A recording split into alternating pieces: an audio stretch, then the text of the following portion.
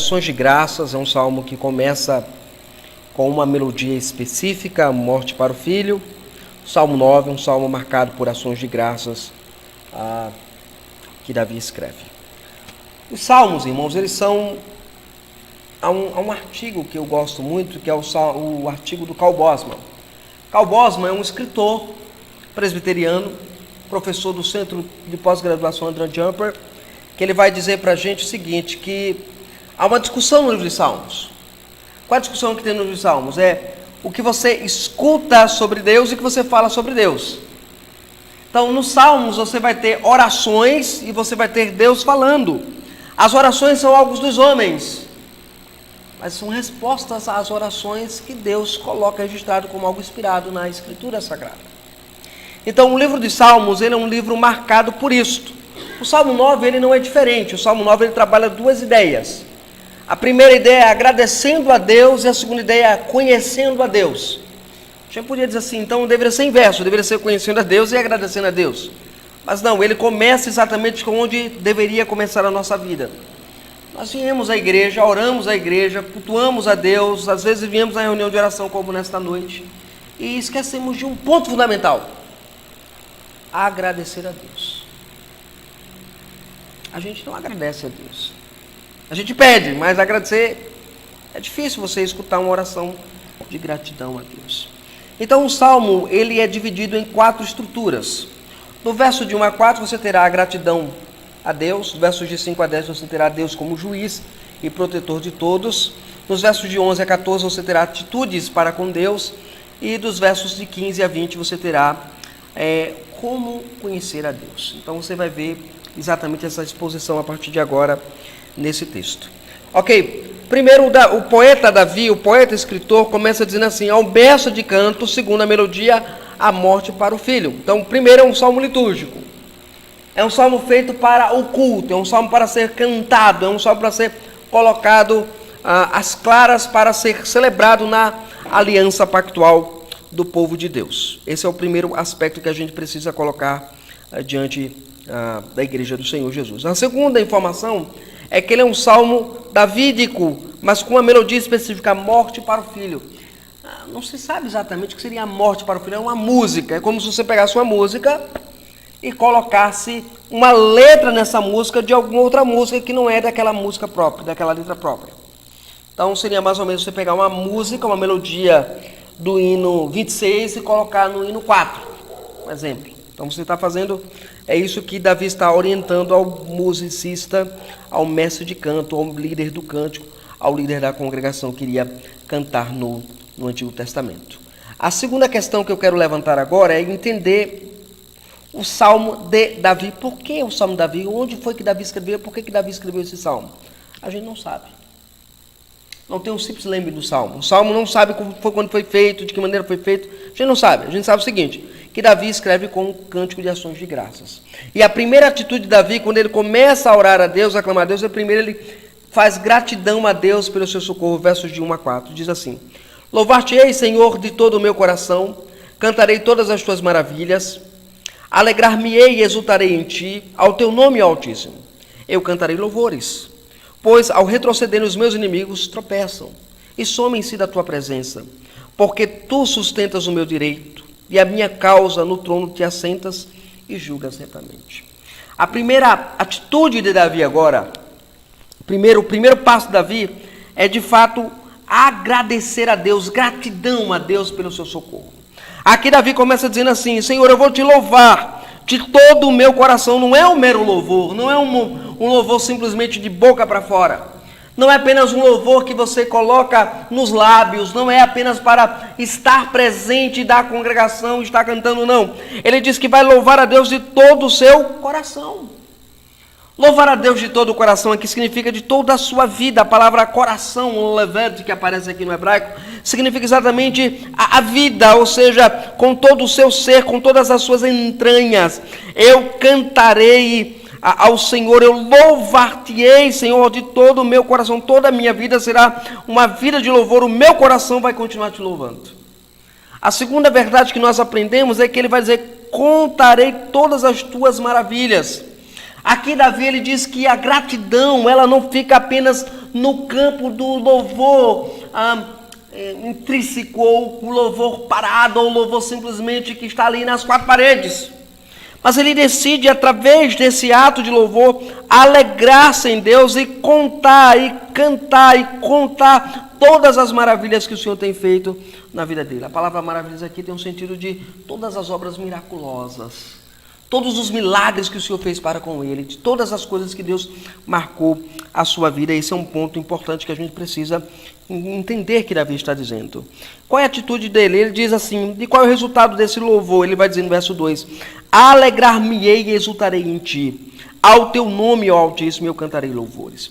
Aqui ele está usando um paralelismo sinonímico, quando ele diz alegrei-me e exultarei, é a mesma coisa. Alegrar e exultar é a mesma coisa, é a mesma ideia. Entretanto, quando ele diz ao teu nome, Altíssimo, cantarei louvores, ele repete a ideia do verso 1.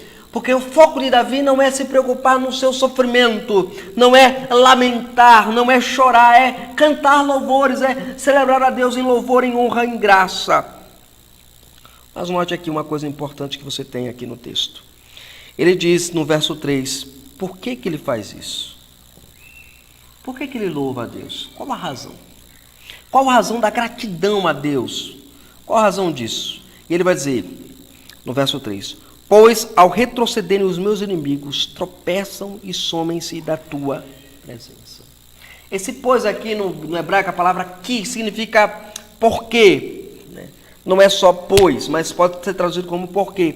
Porque os meus inimigos tropeçam. E eles, ao tropeçarem, diz o texto, eles retrocedem e tropeçam e somem-se da tua presença. Veja, não é da minha presença, mas da tua presença. Porque eu estou te louvando, eu estou exaltando o teu nome, eu caminho contigo e eles fogem de ti, não de mim. E por que isso? No verso 4 agora ele deixa bem claro, porque tu me sustentas o meu direito e a minha causa no trono te assentas e julgas retamente. Talvez Davi estivesse sendo acusado injustamente. Talvez Davi estivesse diante de uma situação em que as pessoas estavam acusando ele e ele não sabia como resolver o problema e ele vai simplesmente e diz, olha, eu vou orar a Deus, eu vou cantar a Deus, eu vou continuar louvando a Deus, porque Deus me dará certeza da minha inocência. E aí no verso 4 ele fecha exatamente esse primeiro bloco dizendo que o alvo da vida dele é primeiro agradecer a Deus. Qual é o alvo da sua vida? Qual é o objetivo da sua vida? O que você pretende na sua vida? Qual é o objetivo que você tem na vida como crente? Você está agradecendo a Deus por tudo que ele tem feito?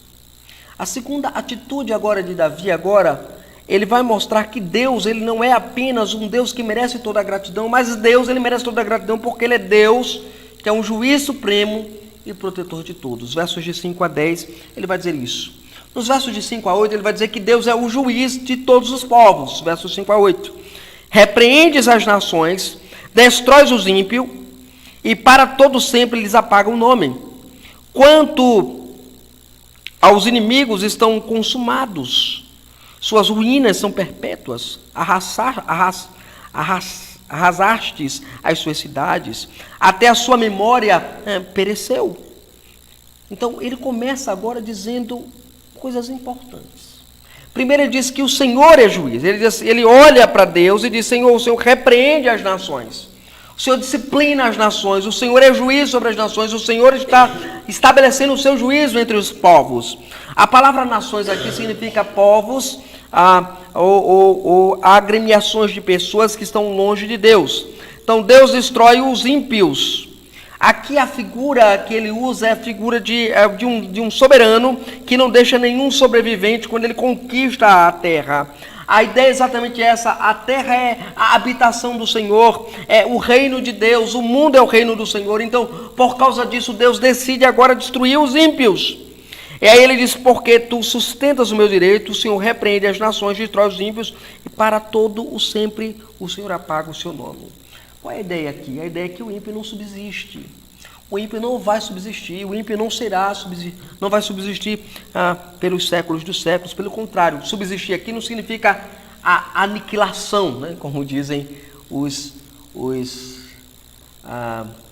testemunhos de Jeová e como dizem os adventistas do sétimo dia. Não. Aqui o sentido que ele está dizendo é que o Senhor vai riscar o nome deles, no sentido de que ele não vai lembrá-lo deles. Eles não serão lembrados, eles não terão descendência, eles não terão herdeiros. Esse é o ponto importante aqui do nosso texto. Quanto aos inimigos, estão consumados, suas ruínas são perpétuas. O Senhor destruiu as suas cidades e até a sua memória pereceu. Veja a figura qual é. Como é que você destrói a memória de um povo? Não deixando esse povo se multiplicar. A memória de um povo é destruída exatamente isso. O meu nome é destruído quando os meus filhos deixam de existir e não há mais descendente para isso. É isso que significa riscar o nome na Escritura. É isso que significa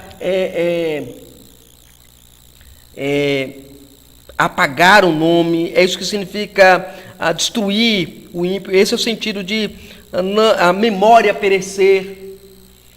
Não, a memória pereceu, significa que acabou na sepultura, não. Significa que não há lembrança daquela família. Por exemplo, lembra da família dos idumeus. Você não tem mais nenhum descendente de idumeu no mundo de Amaleque. Você não tem mais.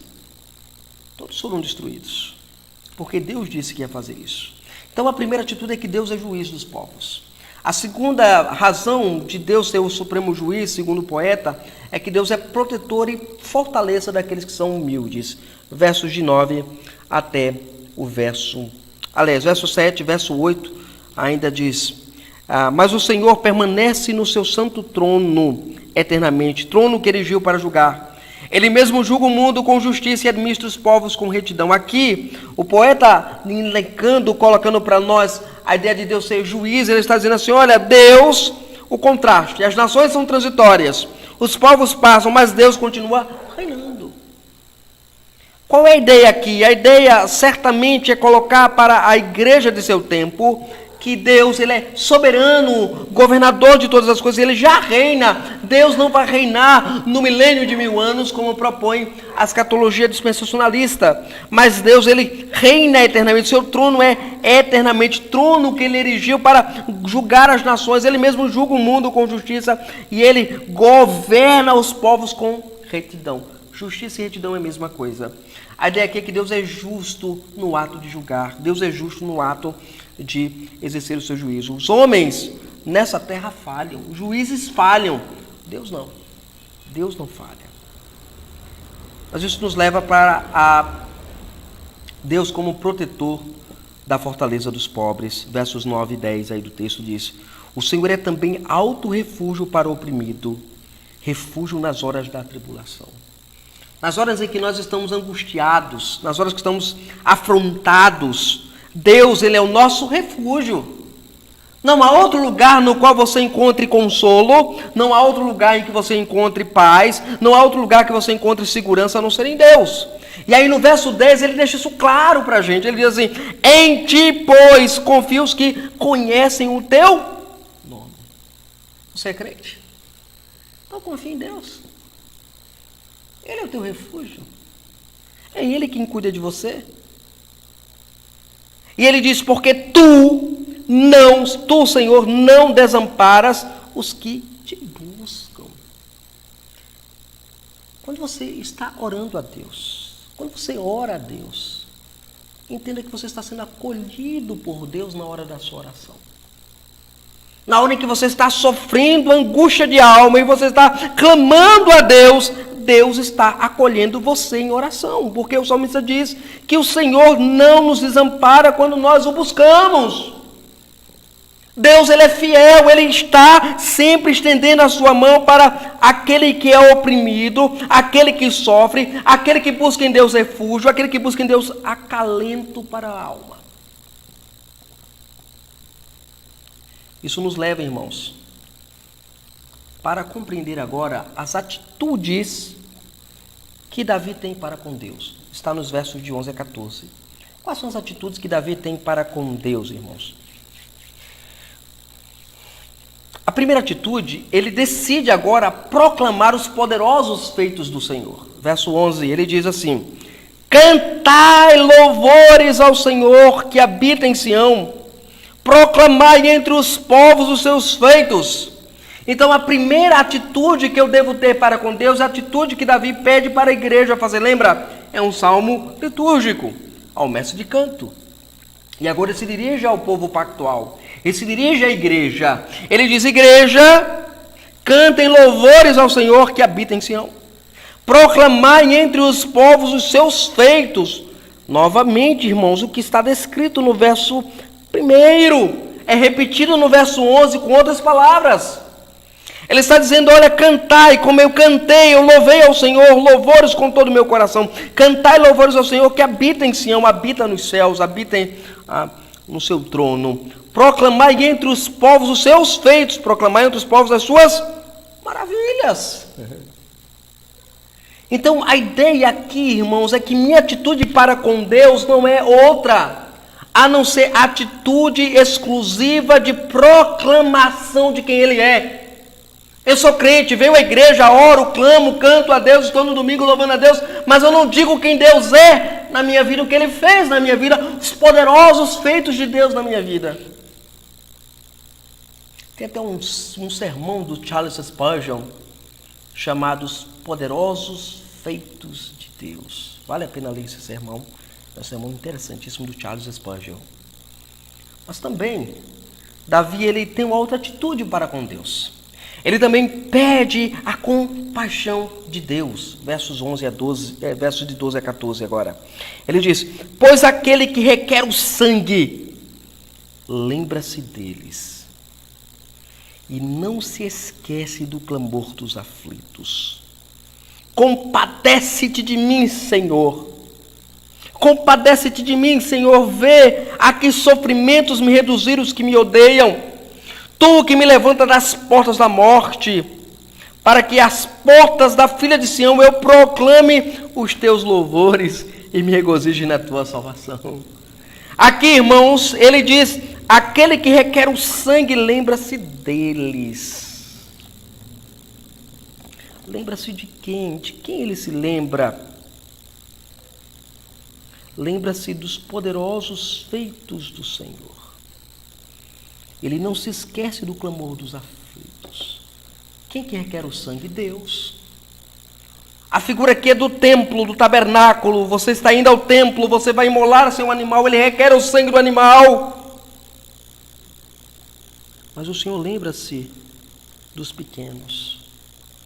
E por lembrar-se dos pequenos, dos aflitos, ele não esquece o seu clamor. E aí, ao fazer isso, Davi agora declara no verso 13, dizendo, Senhor, tenha misericórdia de mim, Senhor. Olha para meu sofrimento, olha para onde me reduziram os que me perseguem, os que me odeiam. Olha onde eu estou. Eu cheguei à beira da porta da morte. Para que, de fato, o Senhor me levantasse de lá. Certamente Davi estava com uma enfermidade mortal, alguma coisa dessa natureza, e talvez seja decorrente da sua luta para a sobrevivência, das acusações, das perseguições, daqueles que odiavam ele, porque não tem coisa que adoeça a alma, irmãos, a não ser saber que alguém odeia você. Adoece a alma. Se souber que alguém te odeia, tua alma começa...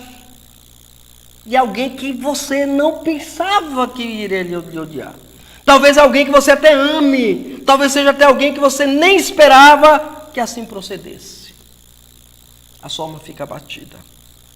E ele já estava provavelmente doente, e aí Davi estava mergulhado em trevas, e aí o Senhor o levanta das portas da morte. Qual a finalidade de Deus levantar Davi da porta da morte? Para Davi sair contando, dando testemunho que Deus... Não, a ideia não é essa. A ideia que agora no verso 14 é para que as portas da filha de Sião, da cidade, nas portas do templo, ou nas portas do tabernáculo, Davi está no contexto do tabernáculo, na porta dos tabernáculos, para que ele proclame os louvores de Deus e se alegre na salvação do Senhor. Quando Deus recupera, restaura a nossa vida, restaura a nossa alma, restaura a nossa saúde, o alvo é a glória dele. O alvo não é o bem-estar só meu, não.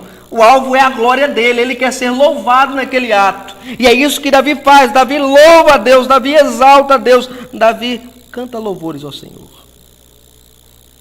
Então, Davi pede compaixão a Deus.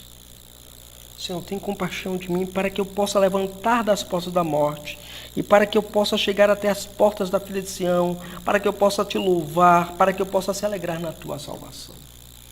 Isso é pedir compaixão, é pedir trégua na dor, é pedir consolo na lágrima, é pedir o céu na morte. Mas veja, Davi ele termina agora a sua poesia nos versos de 15 a 20, mostrando que nós precisamos aprender a conhecer a Deus nesse sofrimento. A gente acha que conhece a Deus apenas na leitura da Escritura, e é importante isso. Mas também nós aprendemos muito sobre Deus na hora do sofrimento, na hora da dificuldade, na hora da oposição. Verso 15, ele começa dizendo, como é que eu aprendo a conhecer a Deus? Como é que eu aprendo sobre Deus? Como é que eu sou instruído sobre Deus? Primeiro, sabendo que ele é conhecido pelos seus juízos passados. Versos 15 a 16, olha só. Afundam-se as nações na cova, que fizeram um laço que esconderam, prendeu-se-lhes os pés. Fez-se conhecido o Senhor pelo juízo que executa. Enlaçando está o ímpio nas suas próprias mãos. Aqui, de fato, quando o autor ele usa a ideia de que Deus fez o seu nome conhecido pelo o juízo que ele executara, certamente tem em mente várias obras de juízo que ele fez no passado. Certamente, a travessia do Mar Vermelho é um dos temas subjacentes na mente do poeta. Talvez a destruição de Jericó esteja na mente do poeta. Talvez o fato de Deus entregar Sísera na mão de uma mulher para ser aniquilado. Talvez o poeta esteja em mente grandes obras redentivas de Deus no Antigo Testamento. Mas uma coisa é certa, ele diz que Deus é conhecido pelos juízos que ele já havia efetuado. Segundo, o poeta tem a certeza de que ele, Deus, fará justiça àqueles que são oprimidos, versos 17 e 18, sobre os ímpios, os incrédulos. Ele diz, verso 17, os perversos serão o quê? Lançados no inferno. E todas as nações que se esquecem de Deus. A primeira ideia que nós temos aqui é que as pessoas geralmente dizem assim, Deus vai colocar fulaninho no inferno. Deus vai jogar fulaninho no inferno. Não, Deus não vai colocar fulaninho no inferno. Deus vai lançá-lo. Porque se esqueceu de Deus. Esquecer de Deus aqui, irmãos, não é apenas a mera negação de Deus, mas o fato de abandonar a Deus. Os perversos serão lançados no inferno e todas as nações que se esquecem ou que abandonaram ao Senhor. Por quê? Porque o necessitado não será para sempre esquecido. As nações opressoras que oprimem o pobre, que usurpam o pobre, que maculam o pobre, que não olham o pobre como aflito, ele não entende, ele não abraça o pobre, não acolhe o pobre nesse sentido, porque Deus, ele é um Deus que está em favor do seu povo oprimido. É claro que aqui o poeta não está defendendo nenhuma teologia da libertação, e também o poeta não está defendendo que só o pobre vai para o céu. O poeta está dizendo que o seu povo está sendo oprimido pelas nações ímpias que têm esquecido do Senhor. No verso 18 ele lembra que o necessitado não será esquecido. E a esperança dos aflitos não há de se frustrar perpetuamente, embora temporariamente você olhe para a sua situação e diga assim, Deus me esqueceu, Deus me abandonou. O poeta diz, Deus não esqueceu e Deus não vai deixar para sempre essa lágrima correr nos seus olhos. Deus ele vai cuidar, ele vai tratar, ele vai cuidar daquele que tem feito a cada um da igreja de Cristo sofrer. No versos 19 a 20 agora, como é que isso acontece? Como é que ele conhece mais a Deus? De que maneira esse juízo é executado sobre as nações? Versos 19 a 20 diz, levanta-te, Senhor, não prevaleça o mortal e sejam as nações julgadas na tua presença. Infunde-lhe, Senhor, o medo e saibam as nações que não passam de mortais.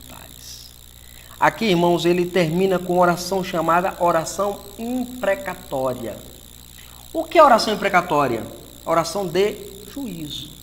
Ele pede juízo sobre aqueles que perpetram o mal. Não prevaleça o mortal, sejam as nações julgadas na tua presença. Ele olha para a presença de Deus como a presença julgadora dos ímpios, daqueles que são incrédulos, e ele ora: Senhor, julga, traz juízo, infunde-lhes, Senhor, o medo, o temor, e saibam as nações que eles são meros mortais, eles não são eternos, eles estão no poder, eles governam os oprimidos, mas eles não são perenes, eles não são eternos, eles são passageiros. A minha esperança é essa. Então, o que é que nós aprendemos aqui, irmãos? Nós aprendemos que Deus, Ele merece todo o louvor de todo o nosso coração, pelo que Ele é e pelo que Ele fez. A segunda verdade que nós aprendemos aqui e colocamos em nosso coração é que Deus, Ele é o juiz soberano de todos os homens e Ele há de executar o seu juízo conforme lhe apraz. A terceira verdade que nós aprendemos aqui desse texto é que Deus não é apenas um Deus que é julgador, mas um Deus cheio de compaixão, cheio de amor para com aqueles que abandonam a prática pecaminosa e decidem conhecer a Deus, decidem conhecer ao Senhor, decidem colocar o seu coração no Senhor, decidem aprender mais do Senhor, a viver de acordo com a sua vontade, porque só Ele é quem julga as nações com equidade e só Ele merece todo o louvor. O que nós aprendemos também? Aprendemos que o juízo das nações que abandonaram a Deus, dos homens que abandonam a Deus, é certo. Ainda que o mundo diga que não há juízo, que não há inferno, que não há ira de Deus, o juízo de Deus é eterno. E Ele é certo. Não importa o quanto os homens fujam do juízo de Deus. Não importa o quanto aqui ele cometa um crime e se esquive da justiça humana. Mas no dia do juízo de Deus, haverá um acerto de contas. E a pergunta que fica é: de que lado você estará? Do lado daqueles que, de fato, aprenderam a buscar em Deus, na hora do desamparo, o refúgio, ou você está no lado daqueles que decidiram esquecer e abandonar a Deus? Então, o nosso coração sabe em que lado nós estamos. Ou nós estamos servindo a Cristo ou ao mundo. A Cristo ou as coisas que o mundo nos coloca. Que nós possamos, como igreja do Senhor, entender que o nosso Salmo 9 nos fala que precisamos aprender a agradecer a Deus. Mas também precisamos conhecer o Deus que nós estamos dispostos a agradecer e a louvar. Amém. Irmãos, alguma pergunta sobre o que nós ouvimos?